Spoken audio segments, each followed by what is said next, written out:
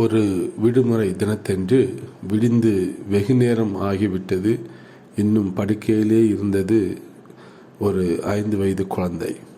தாய் தன் குழந்தைக்கு பிடித்த உணவை தயார் செய்து அவள் கேட்ட பொம்மையும் வாங்கி வைத்து வெளியே அழைத்து செல்லலாம் என்ற திட்டத்தோடு குழந்தைக்கு ஆச்சரியம் கொடுக்கலாம் என்று நினைத்து குழந்தையை எழுப்ப முயன்றார். ஆனால் குழந்தையோ படுக்கையை விட்டு எழ மனமில்லாமல் தாயை மிகவும் கோபித்து கொண்டது.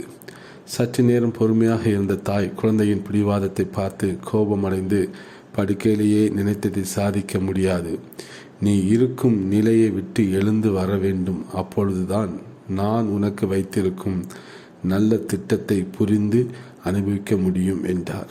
தாயின் திட்டத்தை புரிந்து கொள்ளாத குழந்தை படுக்கையை விட்டல மனமில்லாமல் தற்காலிக இன்பமான தூக்கத்தை அனுபவித்து தாயுடன் இணைந்து அனுபவிக்க வேண்டிய அந்த மகிழ்ச்சியை இழந்தது. ஆம், அதே போலதான் வேதமும். வெளிப்படுத்தல் சுவிசேஷம் 3ஆம் அதிகாரம் 20ஆவது வசனத்திலே, இதோ வாசற்படியில் நின்று தட்டுகிறேன், ஒருவன் என் சத்தத்தை கேட்டு கதவை திறந்தால் அவனிடத்தில் நான் பிரவேசித்து அவனோட போஜனம் பண்ணுவேன், அவனும் என்னோட போஜனம் பண்ணுவான் என்று ஆண்டவராகிய இயேசு கிறிஸ்து கூறுகிறார்.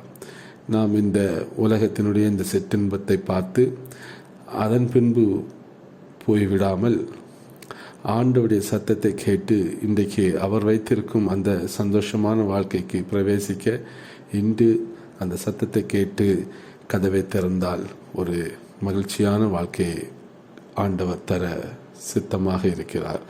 கர்த்தர் தாமே இந்த வார்த்தைகளை ஆசீர்வதிப்பாராக. ஆமென்.